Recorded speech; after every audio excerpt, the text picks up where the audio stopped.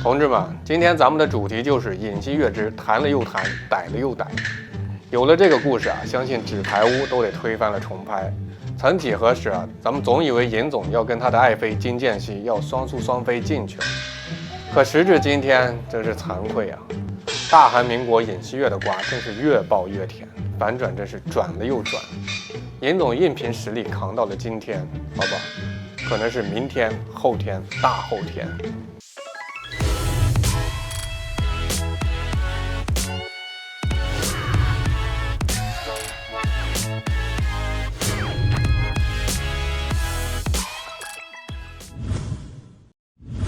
大家好，欢迎来到老友记，我是大钊。韩国法院1月7号又签发了对尹总的一张逮捕令。没错，你没听错，这已经是梅开2度的逮捕令。由于原先逮捕令的执行期限已经在6号截止了，警方立即向法院申请了新的逮捕令，并且在当天下午就获得了批准。咱们的这位尹大总统倒是很淡定，身边围着一群保镖护卫队，为首的朴正俊警卫处长简直就是现代版的护国大将军。2次传唤愣是1次没去，还振振有词。我这叫坚守岗位，哪是妨碍公务？警察署心里苦啊，大哥啊，你这是坚守岗位，还是坚守总统大人不被逮捕的岗位啊？你知道你总统大人犯事儿了吗？所以啊，为了确保逮捕令的顺利执行，警方还特别加强了对这位警卫处高官朴正俊的调查。后者因为涉嫌妨碍执行逮捕令，已经被立案调查。朴正俊此前已经有2次拒绝了传唤。那你第3次传唤更不鸟你了呀，所以在1月7号的再度传唤依然被果断拒绝。要说这韩国总统警卫处那可是个能人辈出的地方。朴正俊坚持主张，阻碍执行尹锡悦逮捕令的行为是正当的，拒绝配合调查是一种合理的立场。在这种情况下，警方认为完全有可能对朴正俊实施逮捕，甚至在第2次执行逮捕的时候，直接采取现行犯的方式对其进行抓捕。再说咱们2024年的 T0级男主尹锡悦尹总，他不仅是个突然上位的反转，更是一个局势的操控大师。你看啊，他先是通过一系列的高能操作，让所有人都瞠目结舌。简单来说就是直接做出震撼全场的一个决定，先手来一波政治权谋。什么？你跟咱玩逮捕令？嗨 ，I'm sorry， 你逮不到我，你逮不到我，嘿嘿嘿。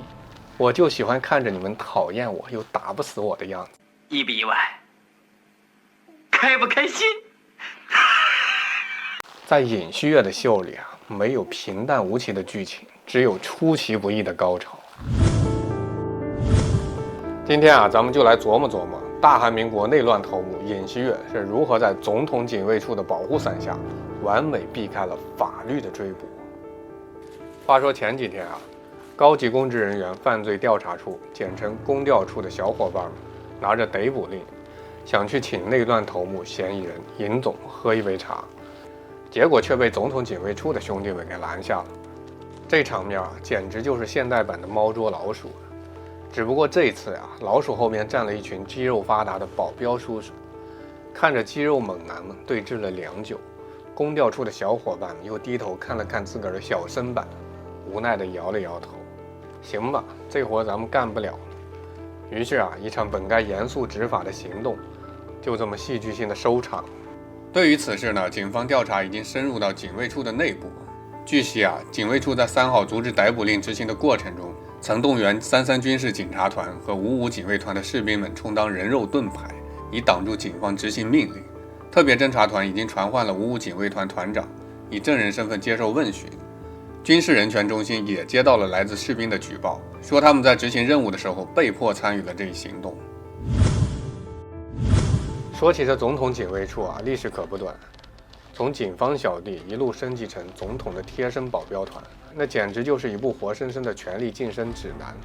就像朴正熙全斗焕时代的警长们，那可是风光无限，简直就是大韩民国的2把手，让人不得不感慨啊，权力真他妈是个好东西啊。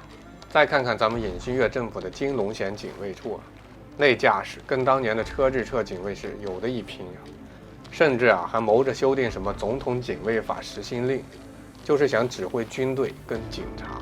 这司马昭之心，恐怕只有总统不知道了。你咋不直接指挥总统呢？好在啊，民众的眼睛是雪亮的。一番争议以后啊，这指挥跟监督的美梦改成了协商。虽然听起来温柔了点，但至少没有那么吓人了。那么，你们看这像不像尹锡悦主导的一场猫鼠游戏？这边宫调处啊，一个个心急如焚地想着如何抓住总统，但是每一次扔出逮捕令的瞬间，那边的尹锡悦就像那个游戏中的逃脱大师，左闪右闪，左转右转，想抓他简直比抓有鬼子都难。而且啊，这还不是最离谱的地方。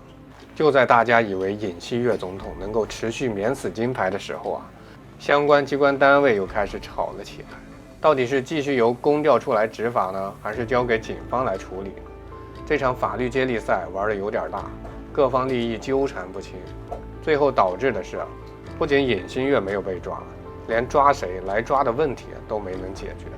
看一下啊，此时大招心有一计，这事儿是不是就不得不让人联想到老美那边的马斯克？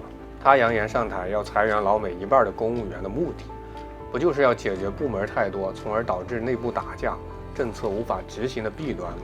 照这样来说啊，等这波结束了，大韩民国是不是也该考虑直接把这两部门合并得了？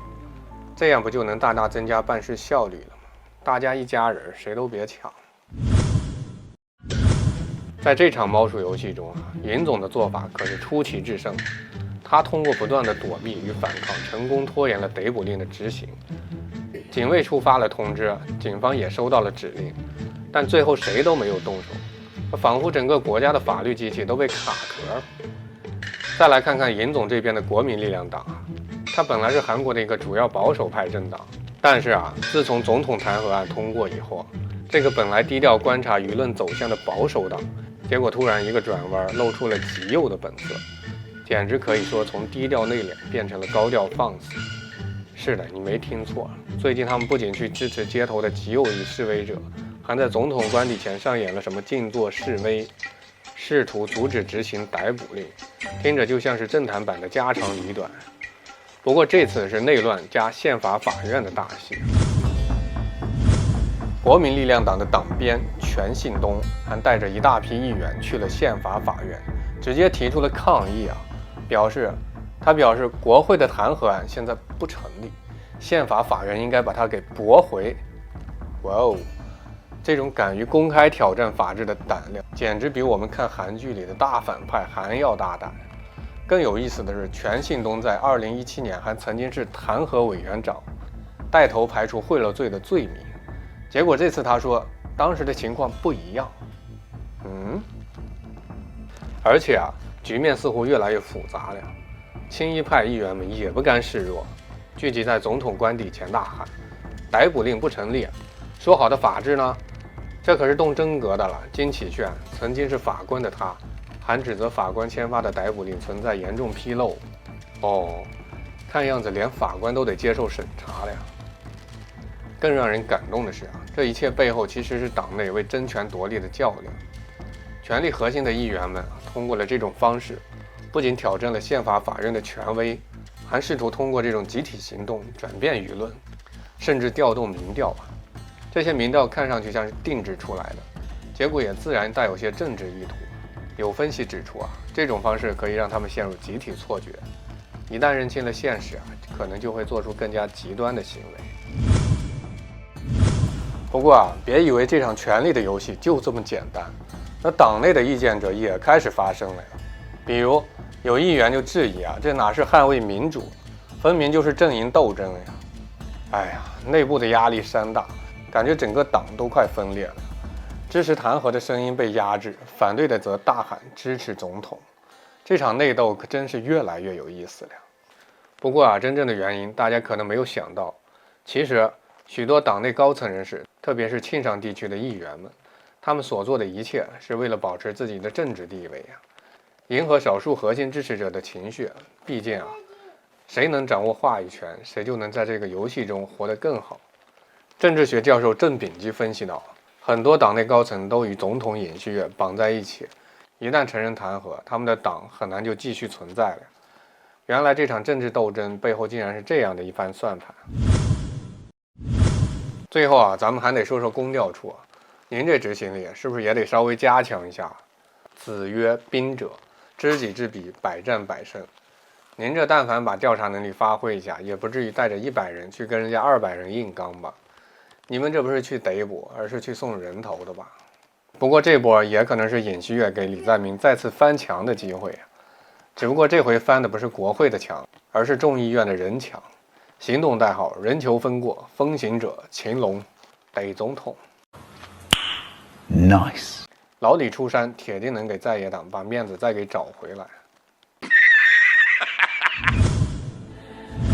总的来说啊，尹锡悦的逮捕令大逃亡证明了一点：有时候啊，政治的游戏比逃脱迷宫还要复杂。